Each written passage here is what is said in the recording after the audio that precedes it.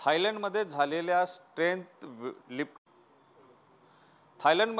Strength lifting स्पर्धेमध्ये नागपूरच्या व्यक्तींनी जे आहे ते गोल्ड मेडल मिळवलेलं आहे। देशासाठी गोल्ड मेडल मिळवलेलं आहे। दिव्यांगांसाठी ही स्पर्धा होती आणि नागपूरचे दिव्यांगांसाठी काम सुद्धा जे करतात असे अमोल वाळके यांनी हे गोल्ड मेडल मिळवलेलं आहे। आपण बघू शकतो की 12व्या वर्ल्ड स्ट्रेंथ लिफ्टिंग स्पर्धेमध्ये हे गोल्ड मेडल मिळवलेलं आहे। त्यांचा काय नेमका अनुभव आहे हे जाणून घेण्याचा प्रयत्न करूया। अमोल वाळके आपल्यासोबत आहे।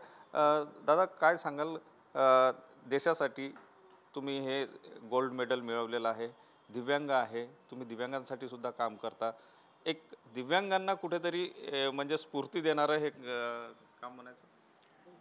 12th स्ट्रेंथ लिफ्टिंग चॅम्पियनशिप ही थायलंड पटाया इथे ऑर्गनाईज केलेली होती। त्यामध्ये 12 कंट्रीमधून पार्टिसिपेंटनी पार्टिसिपेट केलं होतं। त्यापैकी इंडियाकरता हे 65 kg वेटमध्ये 108 kg वेट मारल्यामुळे मला हे गोल्ड पटकावलेलं आहे। सोबतच वर्ल्ड स्ट्रॉंग मॅन ही ट्रॉफीसुद्धा देण्यात आली, कारण 65 kgमध्ये 108 kg वेट मारणं हे असंभव आहे आणि त्यामध्ये पाकिस्तान, नेपाळ, कझाकिस्तान, किर्गिस्तान अशा भरपूर देशांनी पार्टिसिपेट केलेलं होतं। माझं हे सांगायचं आहे की दिव्यांग व्यक्ती जो आहे तो भरपूर काही करू शकतो, परंतु शासनाने त्याला मोटिवेट करायला पाहिजे, त्याला पाठिंबा द्यायला पाहिजे। आणि असे कितीतरी उदाहरण आहे या भारतामध्ये ज्यांनी खूप काही करून चुकलेले आहे। आणि दिव्यांग हा व्यक्ती शरीराने जरी दिव्यांग असला पण मानसिकतेने स्ट्रॉंग आहे, तर त्यांनी त्याचा पुरेपूर फायदा घ्यायला पाहिजे। एक सांगा की तुम्ही दिव्यांगांसाठी सुद्धा काम करता आहे, अशा प्रकारे स्पोर्ट्समध्ये तुम्ही देशासाठी गोल्ड मेडल मिळवलेलं आहे। अशा दिव्यांग व्यक्तींना स्पोर्ट्समध्ये पुढे जाण्यासाठी सरकारकडून काय नेमक्या अपेक्षा?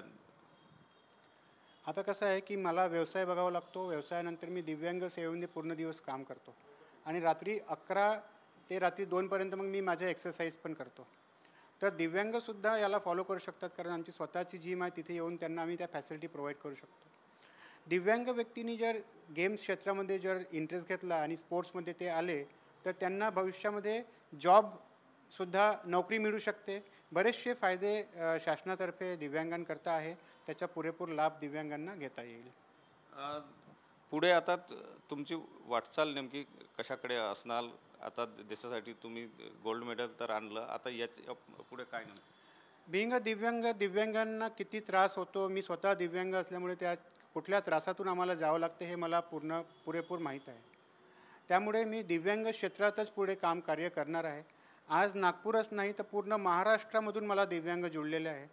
दिव्यांग जनसंवाद कार्यक्रम हा प्रत्येक रविवारी लवकुशनगर इथे, तसंच प्रत्येक सोमवारी CM ऑफिस प्रतापनगर इथे आयोजित केला जातो। तिथून पूर्ण महाराष्ट्रातून आम्हाला दिव्यांग जुळतात आणि दिव्यांगांच्या समस्या सोडवण्यामध्ये एक वेगळीच अनुभूती आणि आनंद मिळतो।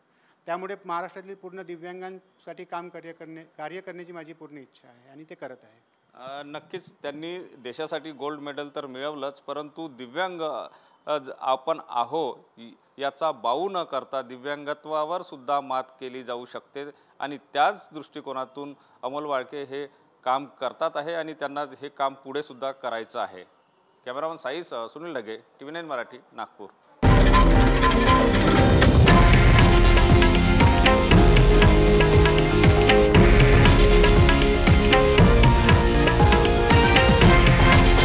हे आहे देशातील नंबर 1 न्यूज नेटवर्क आणि आपण पाहत आहात TV9 मराठी, एकमेव।